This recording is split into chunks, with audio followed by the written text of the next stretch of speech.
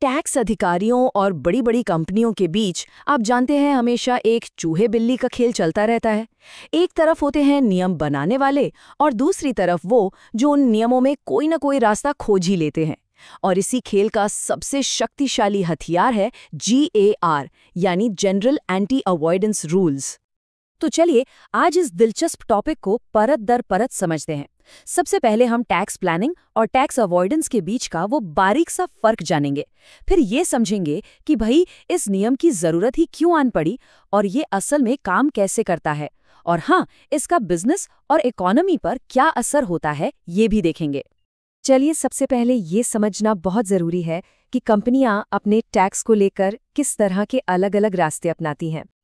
देखिए, टैक्स की दुनिया में मोटे तौर पर 3 रास्ते हैं। एक है टैक्स प्लानिंग, जो पूरी तरह से कानूनी है, सरकार भी चाहती है कि लोग इसका इस्तेमाल करें। दूसरा है टैक्स की चोरी, जो खैर साफ तौर पर गैरकानूनी है। लेकिन इन दोनों के बीच में एक ग्रे एरिया है, एग्रेसिव टैक्स अवॉइडेंस। यहाँ कानून तोड़ा नहीं जाता, पर उसे इस तरह से मोड़ा जाता है कि उसका असली मकसद ही खत्म हो जाए। और बस JAR इसी ग्रे एरिया में अपना काम करता है।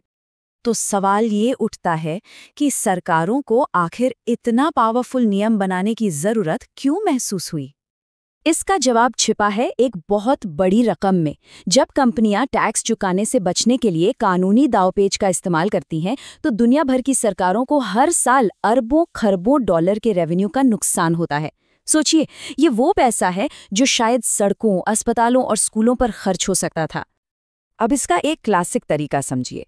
एक कंपनी किसी टैक्स हेवन देश में, जहां टैक्स लगभग 0 होता है, वहां सिर्फ कागजों पर एक कंपनी बना लेती है। फिर बड़ी चालाकी से अपना सारा मुनाफा उस कागजी कंपनी में दिखा देती है। नतीजा, नाम मात्र का टैक्स और भारी भरकम बचत।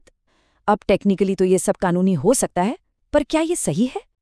बस इसी तरह की सिचुएशन ने टैक्स अधिकारियों को एक बहुत ही बुनियादी और ज़रूरी सवाल पूछने पर मजबूर कर दिया।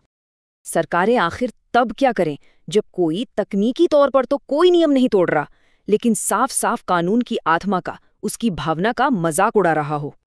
इसका समाधान था एक ऐसा ब्रह्मास्त्र तैयार करना जो बाकी सभी छोटे मोटे नियमों के ऊपर हैवी हो, एक ऐसा मास्टर रूल। और यही एंट्री होती है GAR की। ये टैक्स अधिकारियों का तुरुप का इक्का है। ये कोई एक नियम नहीं, बल्कि नियमों का एक ऐसा ढांचा है जो अधिकारियों को ये पावर देता है कि वो किसी भी ऐसे सौदे को खारिज कर दें जिसका असली मकसद सिर्फ और सिर्फ टैक्स बचाना हो, भले ही वो कागज पर कितना ही कानूनी क्यों न लग रहा हो। तो ये JAR आखिर काम कैसे करता है? मतलब अधिकारी ये तय कैसे करते हैं कि कौन सा सौदा असली है और कौन सा सिर्फ टैक्स बचाने का एक बहाना? इसके लिए GAR एक तरह की चेकलिस्ट देता है। अधिकारी कुछ पैमानों पर हर सौदे को परखते हैं।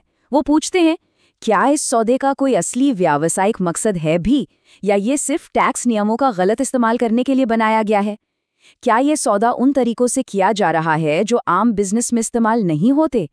इन्हीं सवालों के जवाब उस सौदे की किस्मत तय करते हैं। और यहीं पर पावर बैलेंस में एक जबरदस्त बदलाव आता है। देखिए, JAR से पहले अधिकारी बस कानून के लिखे शब्दों से बंधे थे, भले ही किसी नियम में कोई कमी क्यों ना हो। लेकिन JAR के बाद वो सौदे के इरादे और उसकी असलियत को देख सकते हैं। वो अब क्यों पूछ सकते हैं, सिर्फ कैसे नहीं। तो ये समझना जरूरी है कि ये शक्तिशाली नियम सिर्फ टैक्स कोड में एक बदलाव नहीं है, ये पूरे आर्थिक खेल के मैदान को ही बदल देता है। ये कथन GAR के पीछे की सोच को बिल्कुल साफ कर देता है। इसका मकसद है फॉर्म से ज्यादा सार के सिद्धांत को कानून बनाना।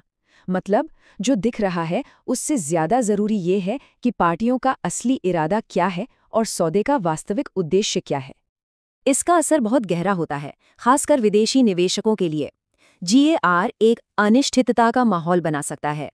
निवेशकों को ये डर रहता है कि कहीं उनके जायज सौदों को भी टैक्स बचाने की कोशिश न समझ लिया जाए। इससे कानूनी मुकदमों का खतरा बढ़ जाता है और देश की टैक्स व्यवस्था थोड़ी अनप्रेडिक्टेबल लगने लगती है, जो निवेश के लिए कोई अच्छा संकेत नहीं है।